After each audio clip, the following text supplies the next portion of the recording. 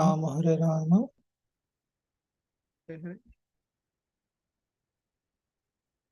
Welcome everybody. Today we are discussing about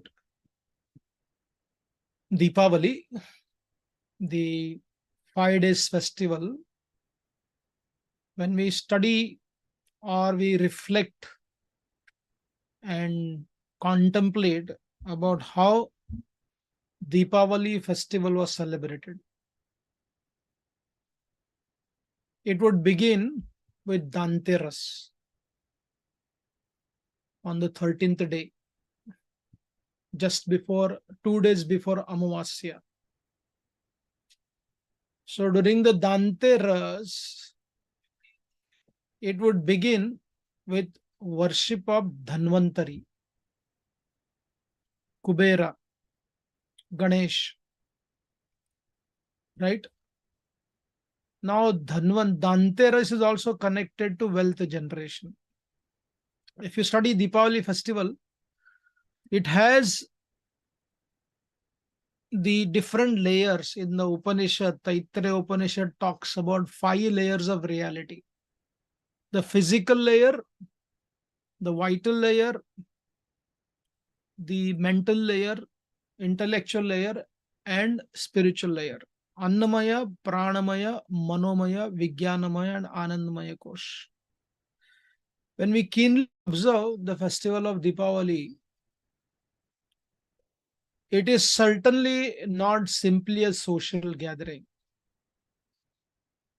nor is it avoiding the cultural connection to Deepavali.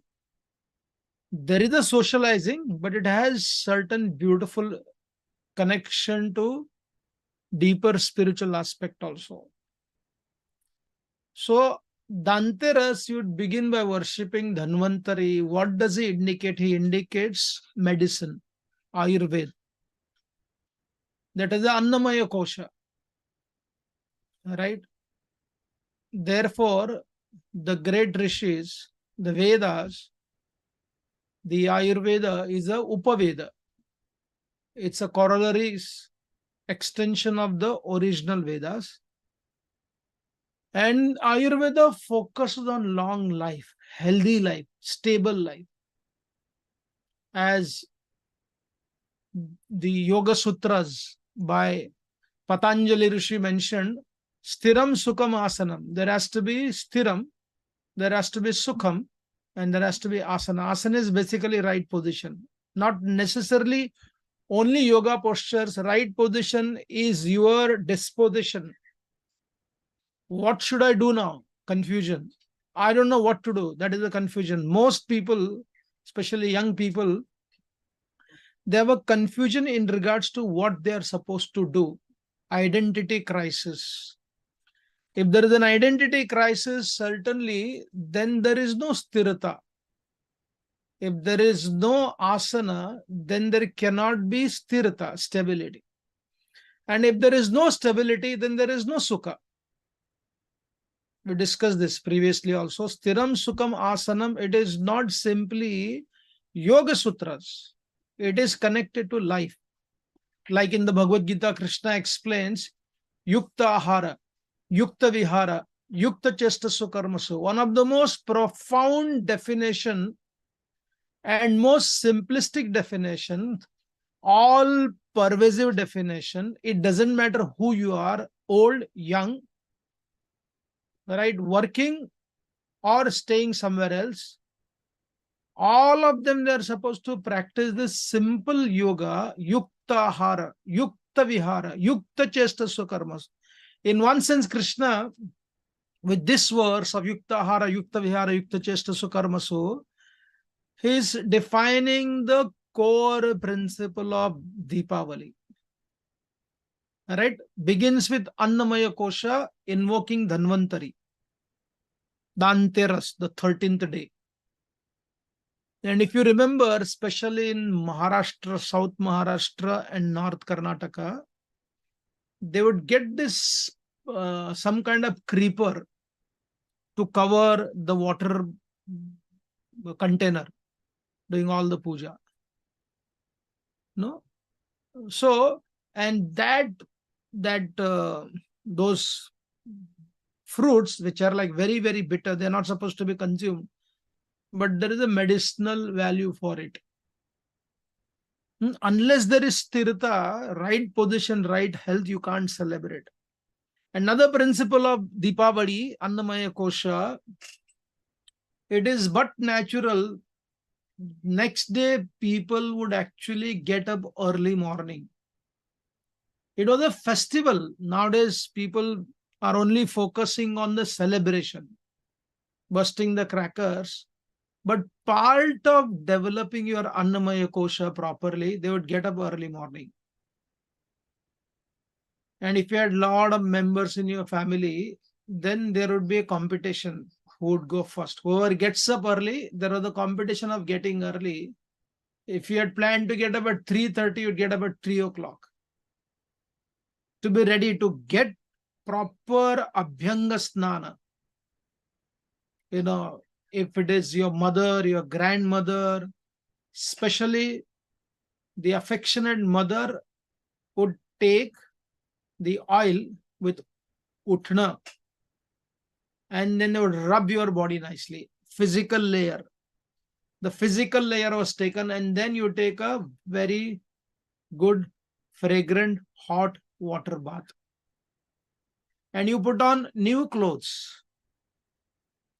And then whoever would get up, they would get the chance to lit the lamp outside their home. And the next thing is that you burst the crackers to basically feel the touch of the physical reality, Annamaya Kosha. And then all the boys and girls, they would go around different temples, right? So they may not had any understanding of narrative spirituality, but this was part of it, Annamaya Kosha.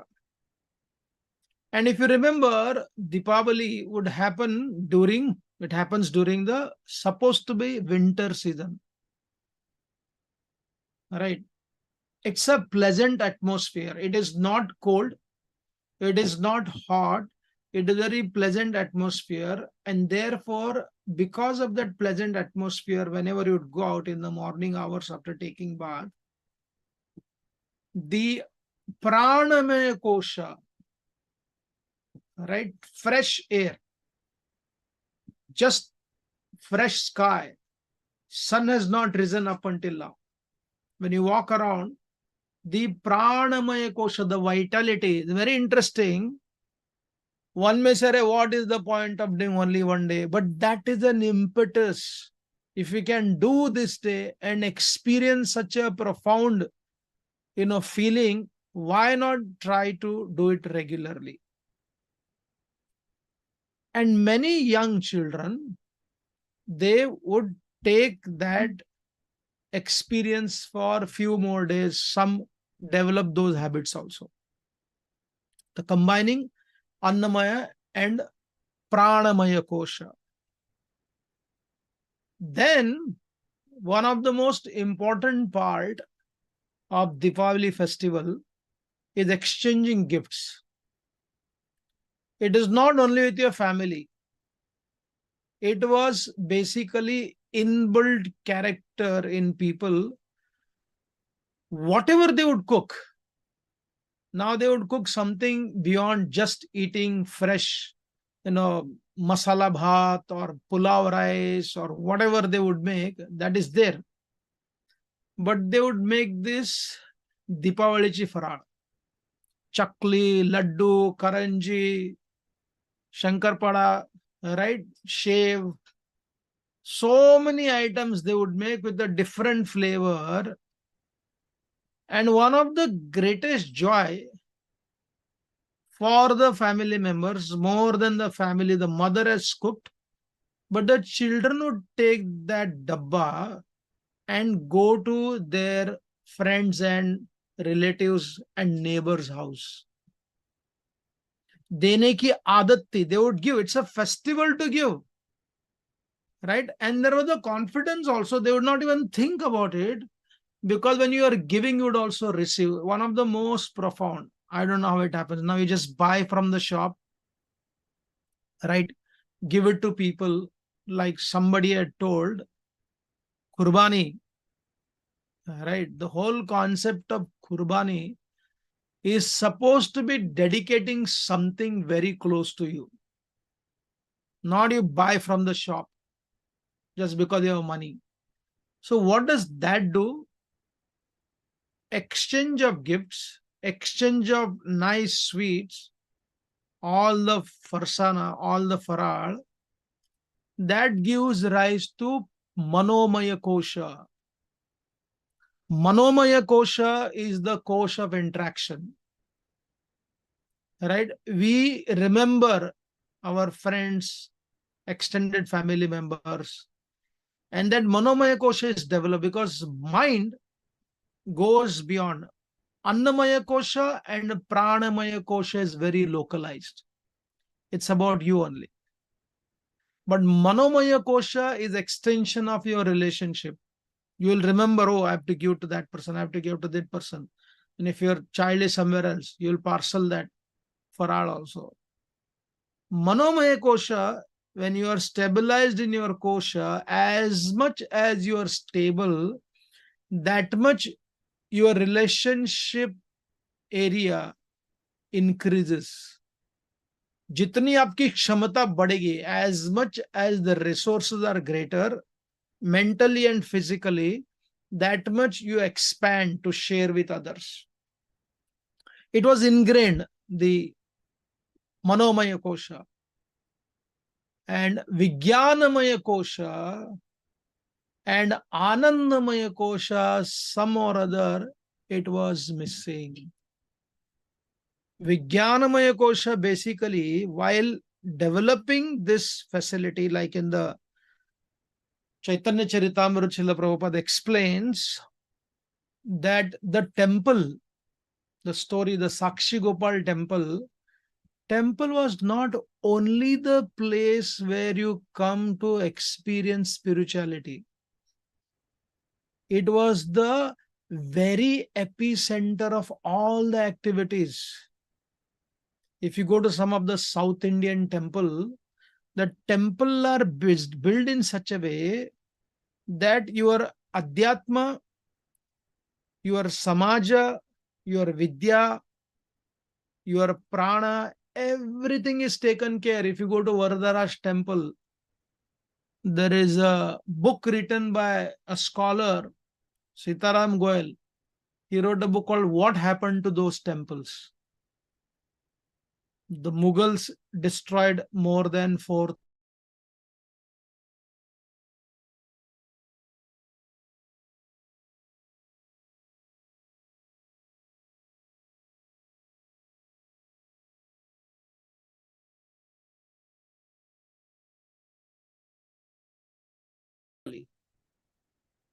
Right. So when the temples were destroyed, there was no place for people to come and seek knowledge, guidance, inspiration, and doing some service. So without the temple, society gets scattered. Right. So it's a very interesting, when we study this carefully, we realize, oh, the temple was not, you can't say, oh, we only do this. No, the purpose of temple had many things. Right. So therefore, the Vijnanamaya Kosha and Anandamaya Kosha was missing in the Hindu society. The festival, the cultural festival, which was connected to Sattva Guna, slowly conquered, taken over by the entertainment industry, the marketing industry. It became a facility for people to exploit their customers, to make Deepavali completely into capital driven systems. Right. When you don't make your own chakli, where the mother is sitting, those who are our age, especially from the smaller towns, if you close your eyes, you will understand, in and around, it was not just 5 days of Deepavali, they would start working. this house is making chakli today, and ladies would go there to help. That house is making chuda today. There would be such a dynamic interaction, right? And the dynamic interaction kept people alert from being influenced by the outside forces, right? But as I said, because it lacked the intellectual reality, like recently somebody, one actor, hardcore right winger, he posted on Instagram about the greatness of Ravan, right? He says Ravan में इतना संयम था.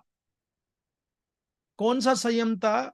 उसके अंदर शक्ति थी सीता को अपहरण करने की, परंतु उसमें संयम था सीता को स्पर्श न करने की. तो along with the weakness of Ravan, emphasis is actually how Ravan was great.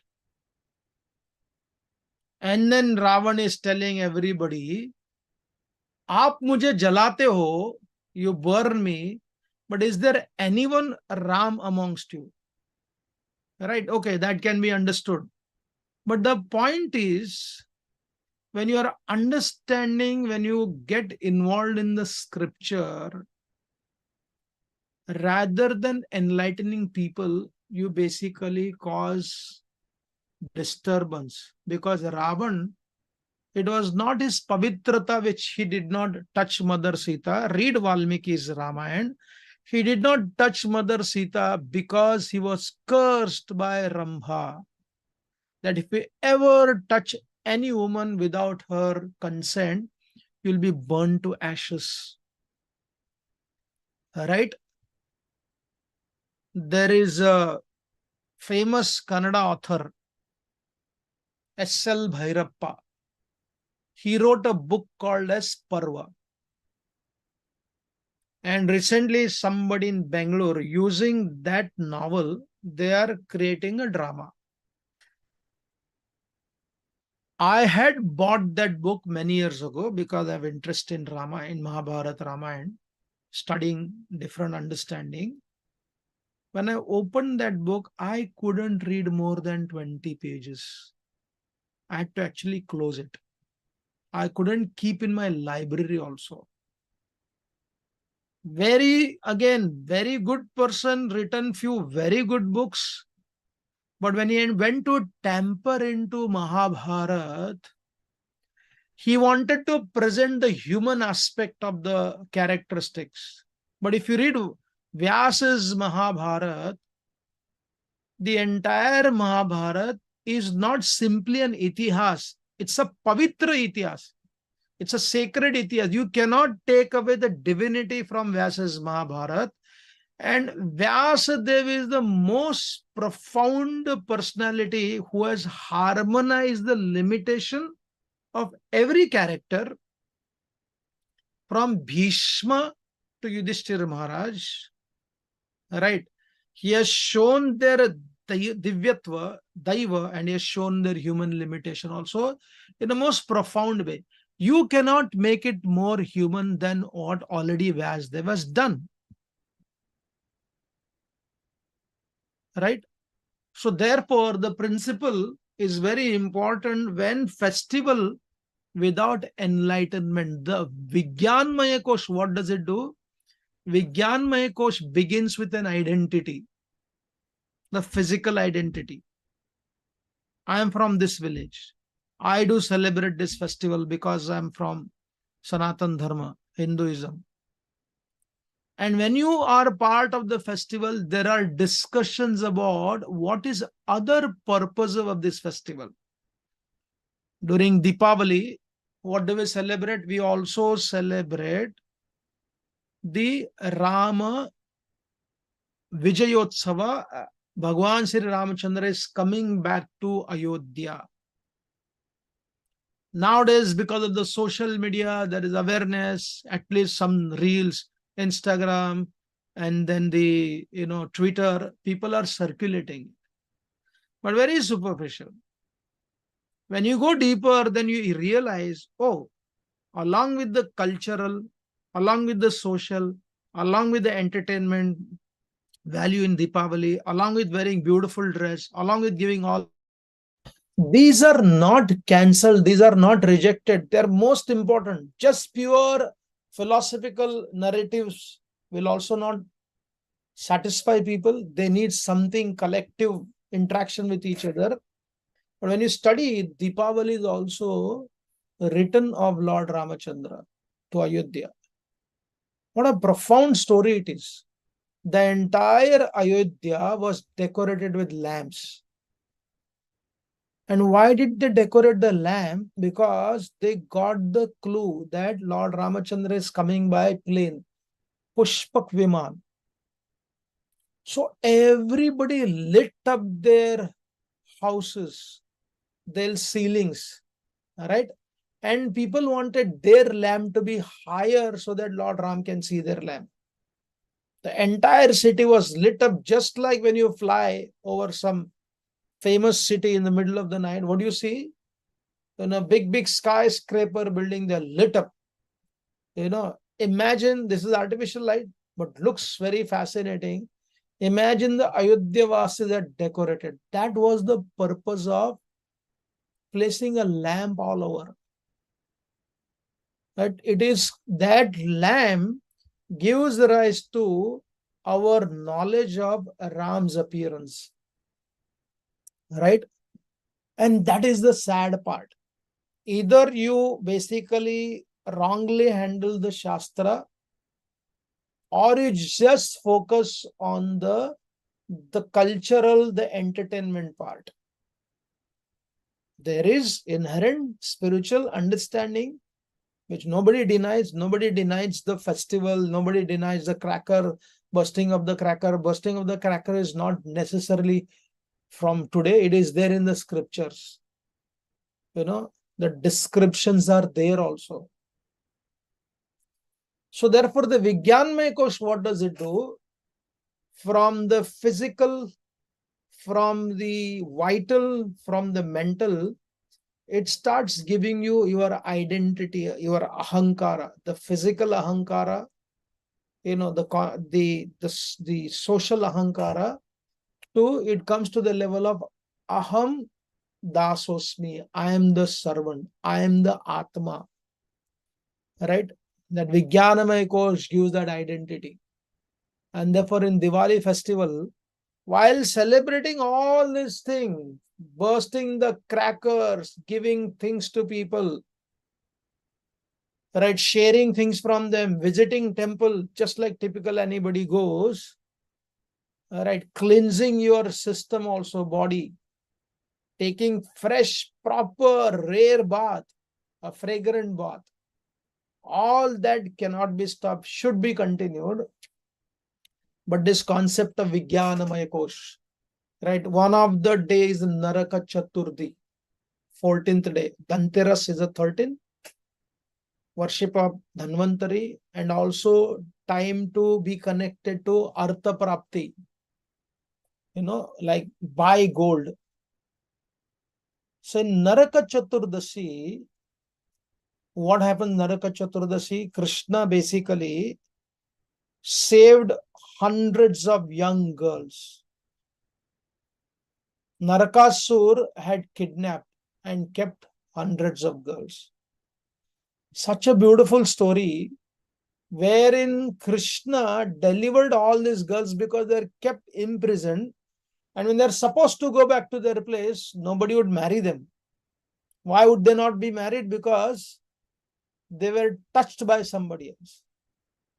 When these girls, they approached Krishna, we can't be touched by anybody. We have already been touched by this Rakshasa. So nobody will marry. We are just like the Havishya Anna, which was supposed to be offered to the Devatas, to the Supreme Lord, has been seen by those animals. They are not supposed to see it. Havishya, it is contaminated. Who will touch it?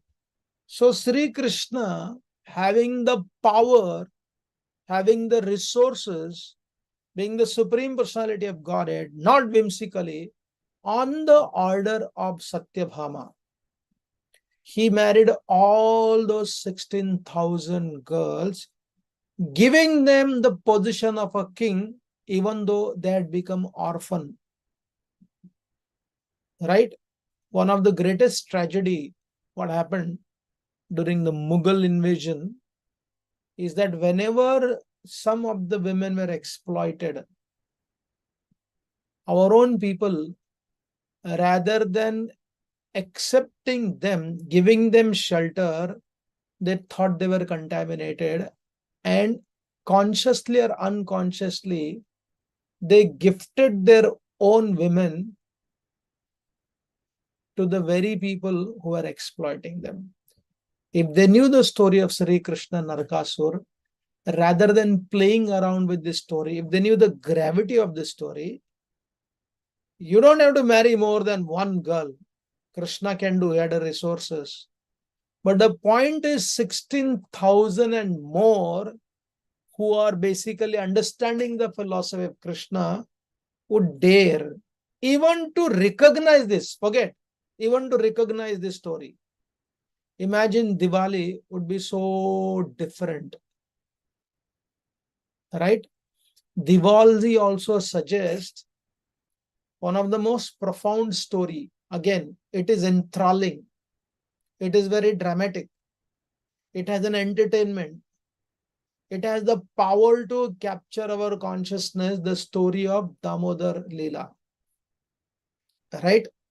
In fact, this Damodar Lila not only is there to enthrall our consciousness, but this story also has the foundational philosophy of Sanatan Dharma.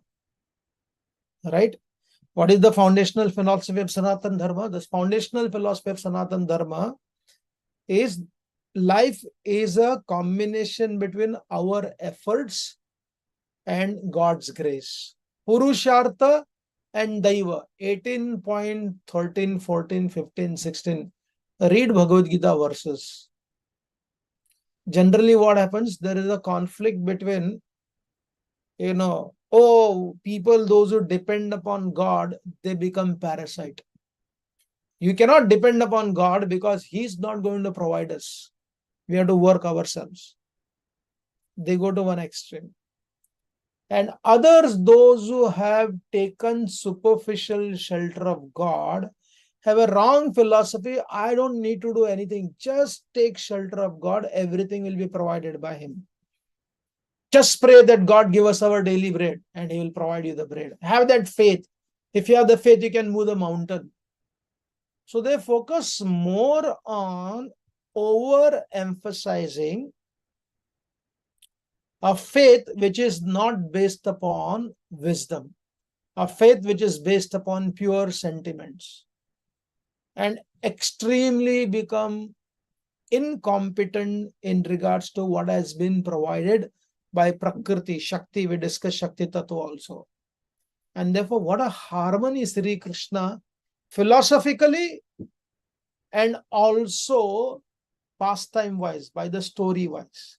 When he was presenting the 18.14 shloka, Panchaitani Mahabhavo Karanani Nimodhave, Krishna must have, felt the story of Yashoda Maya trying to bind Krishna. He must have also remembered that Duryodhan trying to bind Krishna.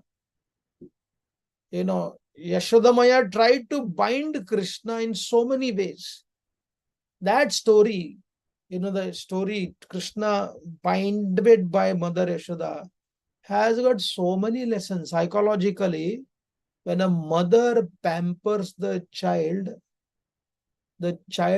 becomes completely, suffocating, exploitative of her parents, her spouse, her company, because Duryodhan ban gaya. Everybody has to serve me. And therefore, Yashoda Maya makes this statement. If I don't bind him, I don't discipline him, how will you grow nicely? Right? He can't do like this. Right? From the story perspective, it goes on a different layer only. And as I said, the foundational layer is that Yashoda tried to find Krishna with all her friends. They bought so many ropes, different colors of ropes were brought. It was looking like a rope festival because women cannot be told to have one color. I remember one year, Janmashtami in this temple, some of the senior ladies, they made a uniform about sari. This should be the sari everybody has to wear. If you own a company like airlines industry, you can make it because even though you may not like, they pay for you. But here, people are coming on their own. It is voluntary. It only worked for 1 year because everybody has their own taste. Somebody likes yellow, somebody doesn't like yellow, somebody likes blue, somebody doesn't like blue. Right? Multicolor is a natural diversity. Therefore, there are a lot of different colors of ropes. Everybody bought, but the purpose, the rope was of a different color, but the purpose was to bind Krishna. They were united in that. But you can't forcefully unite people, though. You have to bring only one color, multicolors. They brought and they tried to tie Krishna. They tried so hard, but every time it was 2 fingers too less. Right? What was it saying? Effort is there, but unless I agree to be bound by. That famous one Brajbasi had told, the mathematics of Krishna is very profound, but it begins very simply. What is the mathematics of Krishna? He says 99% human effort. 99% human effort, and only 1% is the grace of Bhagavan. You read Bhagavad Gita also. The folk tale is nothing but expansion of Bhagavad Gita for our responsibility. Place of action, action itself, resources for action, and basically the action and our own involvement. These are the 4 things. And 5th is Daiva, God's grace. Right. So after tying, when Krishna realized they cannot, so this Brajvasi was saying, 99% human effort, 1% God's grace. But how does that mathematic work? The consequences of your 99% is 1%. The consequences of God's 1% is 99%. Prayas 99, Parinam 1. Grace 1%, Parinam 99%. Therefore, when you receive the success, and if you have this understanding of the philosophy, then certainly you will give all the credit to your Ishtadev while knowing very well, while working, it is my hard labor. In the result, I am nobody. I am not the doer. That is the profound philosophy of Bhagavad Gita. Unlike the Gnostic philosophers, even some so-called Gnostic, religious philosophy, they talk about only ascending process. It's a human effort. You become Siddha, you become an evolved person, you don't need God for that. On the other hand, there are this philosophy, they say, what can you do? What is human efforts? You just believe that everything will be taken care by God. The Abrahamic faith, they are completely descending. Only grace and only race. We are not into grace, we are not into race, we are into harmony of race and grace. That is Damodar Lila. That is Deepavali. Right? Govardhan Puja. Right? Krishna exhibited such a profound concept. Of course, Krishna in the Bhagavad Gita, it talks about respecting the Devata. But when Devata like Indra, he turned out to be littles. He's Devata only.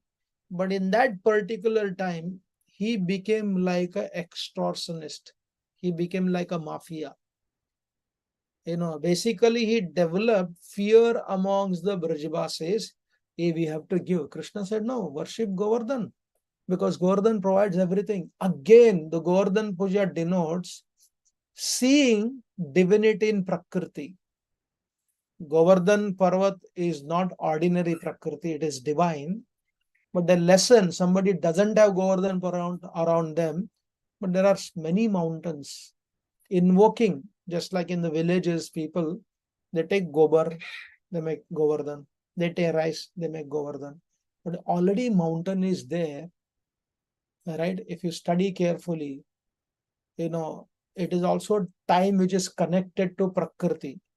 So if you study so beautifully the whole entire pastime of Krishna's, it is connected from every perspective. And one other festival, Dhanteras, Dhanteras, sorry, the Bhai Dooj or Bhai Dooj, they're all, Dooj means second day.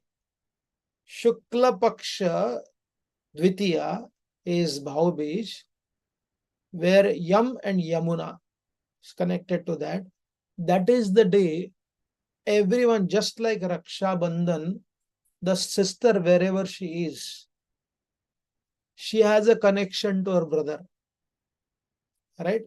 But not poking into his life when he's already married, or brother poking into her life. There is a facility for them to interact with each other, understand what they are going through. And sister, because of her devotion, if she is elderly, when she offers the arti, it is not that worship of a man. There are many so-called woke and liberal, they are like, what? Why do we need? We don't need their protection. Why should I worship him? Are you don't even know. Offering arti is not always worship. Offering arti is my protection, just like in the Ramayana, when Yashod, our Kaushalya Mata, when Lord Ramachandra is going to the forest, she circumambulates Sri Ramachandra once, twice, and thrice. The question is raised, how can mother do pradakshina for her own son? Some commentator has explained that, she got to know that is Supreme Lord, and therefore she did circumambulation. But the point is, it actually disturbs the rasa. Here the mother is so heartbroken that my son is going to the forest, injustice is happening against him. She is broken. If you read the Valmiki Ramayana, what mother Kaushalya goes through, right? And one of the point is, she says, because in Diwali also, there is a festival where the cows are worshipped. Not the plastic cows. You bring China-made cows and worship in your house. That is ridiculous, right? Worship of the cows means basically being attentive that we need to care for them and they will give back to us, right? Actually seeing the cows. Again, Artha Prapti, the Dharma Artha, Dharmic Artha, developing the resources. So Kaushalya Mata, she explains, she tells herself, the reason my son is going to the forest is because I must have separated newborn calf from the mother cow. Imagine the commercial dairies, they don't even allow the calf to touch the udder of the mother cow. And the Kaushalya Mata simply reflecting, taking the responsibility for suffering the separation from Sri Ramachandra. I must have done something. I must have separated the cows from the calf, right? So therefore, here the festivity of worshipping the cows and the one more point which we were discussing in the Diwali, I just disconnected, just lost one point. I hope I'll get it back. But one more aspect of Deepavali is about the brother and sister. So when Kaushalya circumambulated Lord Ramachandra, what was the reason she was circumambulating? Very brilliant. She was putting a kavacha around Ram. He said, I am the mother. I have some blessings to give you. I will offer my kavach that will be protected from all kinds of danger. Right? If some oak, some modernist, some so-called progressive but not deeply rooted, right winger, this is what we have to give up. First understand before giving it up. When a sister offers arti, it could mean that to seek blessings. It could mean that to give blessings. It could mean to protect her brother also. And more than anything else, they are meeting timely. There is a beautiful relationship, not suspecting, giving gift and receiving gift, manomay kosh, to enhance the manomay kosh. Right? That is a beautiful festival also. While we are celebrating Govardhan, we are celebrating Deepavali, we are celebrating the tying of Krishna by the gopis, Govardhan Lila, right? And along with that, one of the most important part of Deepavali is the Laxmi Puja, right? And every book, people don't put on their laptop, every book in the shopkeeper, they would write Shubha Labha with Kumkum, right? And if you read the Sri Shukta, whatever yagya you do, generally Sri Shukta and Purusha Shukta was recited. In Sanatan Dharma, Lakshmi Puja, it is not out of greed, I want my money, I want more. Please go and read Purusha Shukta's translation. A devotee is asking from Lakshmi Devi that you come and reside with me in my place. And what kind of Lakshmi Devi? Anapagaminim. That you, such a Lakshmi, that she doesn't go away. She stays with me so that my prosperity grows in the form of cattle, in the form of elephants, in the form of land. Right? So when there is an increased prosperity with right understanding, what does it do?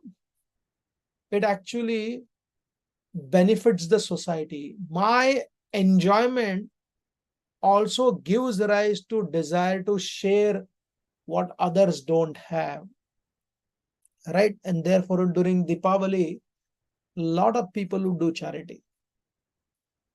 Just now, I was talking to, Rajiv Srivatsav, one of the biggest, donor of many charitable work, even Radha Gopinath temple. He was making a very nice point. He said not only he was talking to somebody, he was talking about somebody, one businessman, he would make money, and he saw some of his employees are extremely competent enough to grow. And he came to one of his employees, he gave him $10,000. He said, now you do charity on your name also. And that man, he said, sir, I will do. He said, no, you take this, because whatever money you are getting, it is sufficient for your family, but this you do wherever you want to do. So that was a turning point. When this person grew up, he did the same thing. His own charity giving and also helping his own people to give. So he was mentioning, even when you have family, when you are doing the charity, allow your children to experience the art of giving, where they feel, I want to give it here.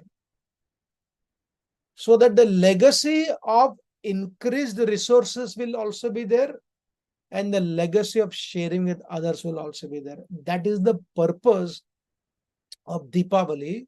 And therefore, the festival of Laxmi Puja is one of the most gorgeously celebrated, with sugar cane everywhere, bhattasas everywhere, the rice, the puffed rice everywhere, because they denote prosperity, they denote growth, right?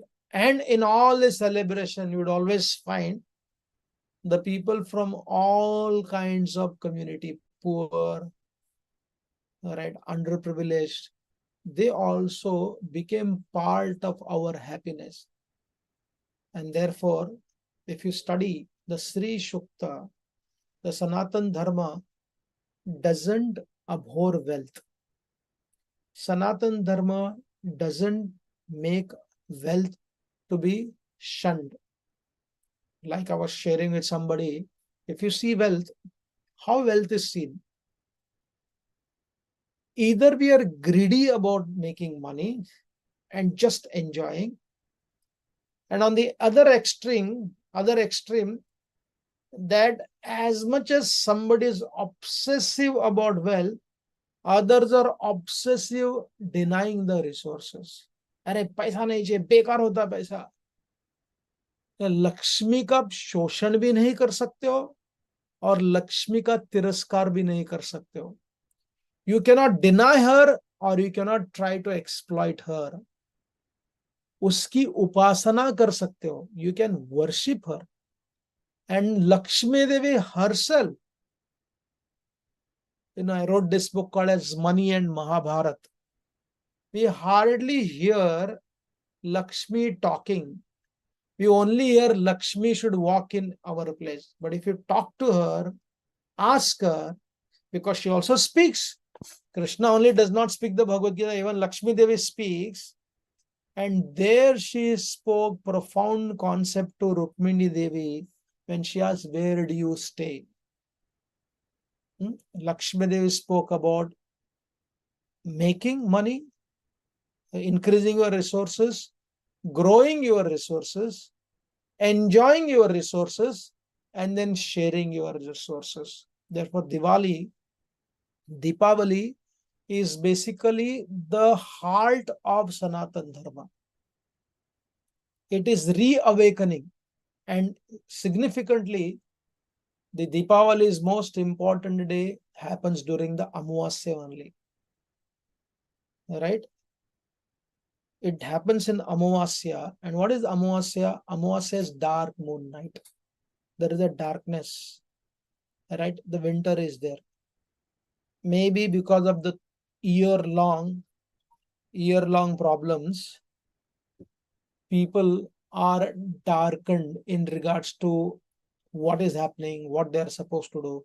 And the Deepavali festival comes, right? And brings up the light. Tamasoma Jyotirgamaya. Right? Mrityurma Amritam Gamaya. Right? So, this Deepavali festival, all the light which is lit up, it gives us the understanding, hearing from Krishna from the Bhagavad Gita, hearing from stories from Shukdev Goswami, hearing from Mahabharat Narkasur story, hearing from Ramayana, along with all this beautiful festival. Let the crackers be busted. Don't listen to these stupid liberals, right? Somebody made a comment, nobody is speaking about Ukraine war. Nobody is speaking about so much of bomb and exploded in Israel and Hamas conflict. But only when it happens during Diwali festival, suddenly they feel that the entire world is covered by darkness caused by bursting of the crackers, lighting of the lamps. And therefore, Deepavali for us also is developing a new narratives to our next generation people. This festival has to continue. There has to be happiness, there has to be celebration, there has to be enjoyment, and there has to be enlightenment along with compassionate heart. Therefore, such a Deepavali is the most profound festival for the followers of Sanatan Dharma, and applying this principle and giving it to others, it means reawakening of our connection to the Supreme Lord. Thank you very much. Any questions or comments? Thank you very much, Prabhuji. Very beautifully explained about the traditions of Diwali and the rituals which have so much of wisdom in them. Prabhuji, we see a lot of people celebrating Diwali.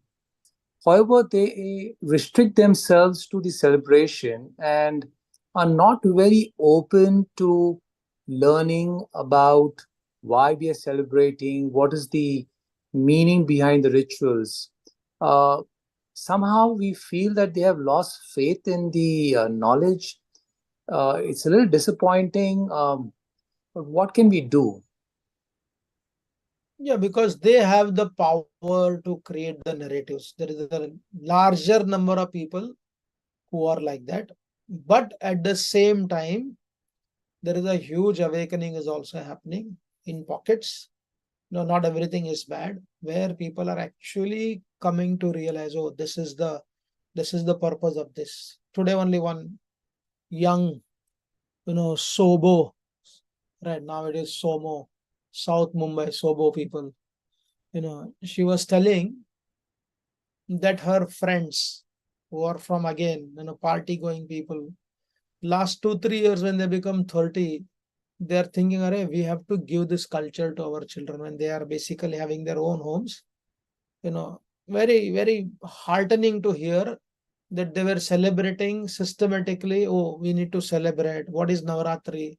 Not only dressing different saris every day. No, first thing is even wearing colorful dress. That itself is one progress. And then understanding on Navaratri involves, different Devi. She was explaining what are these different Devis. And her friends. And they're also studying Bhagavad Gita. And they were saying it is not only the girls, but even the boys want to do.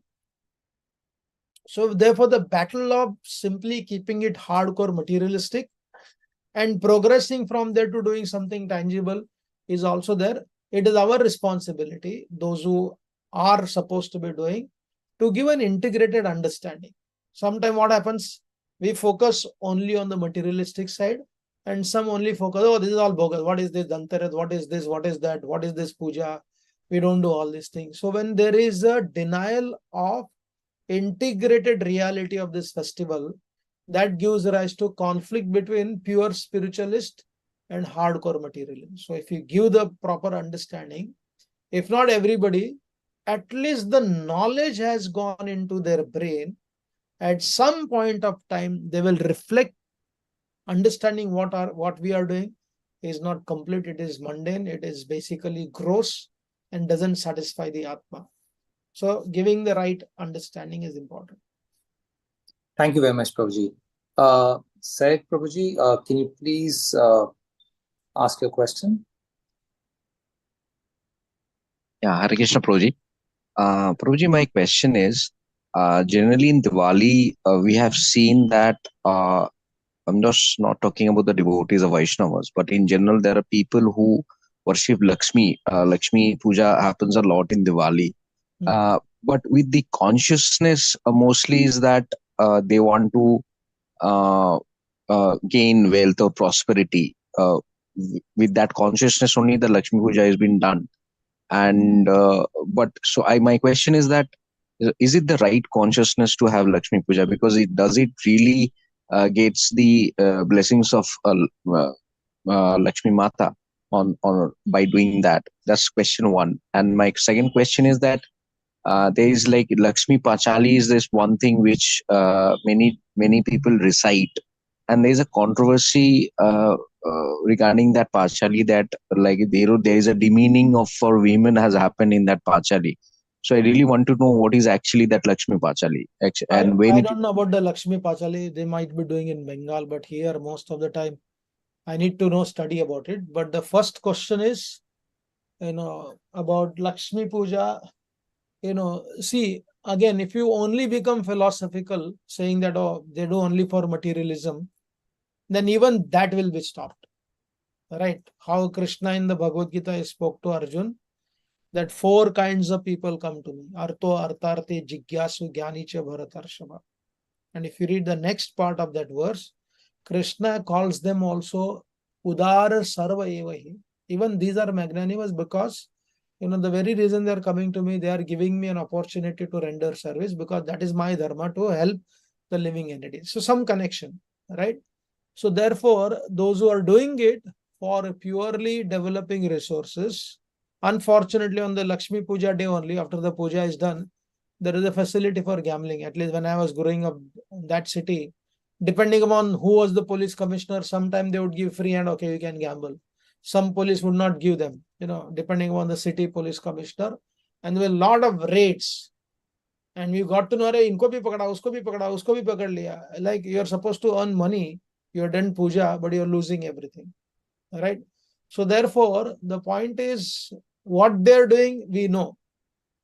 But how we can help, rather than ridiculing that puja, helping them to make it as refined as possible, that will benefit better than completely questioning that Lakshmi Puja itself.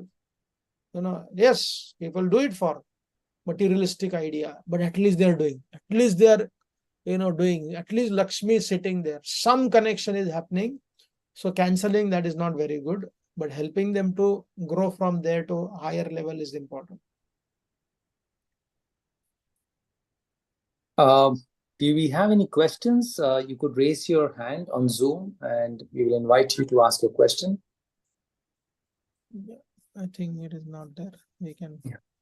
Thank you very much, Prabhuji. So we are taking a break and we will join on November 28th. Till then, wish you a very, very Shubh Deepavali. Hare Krishna.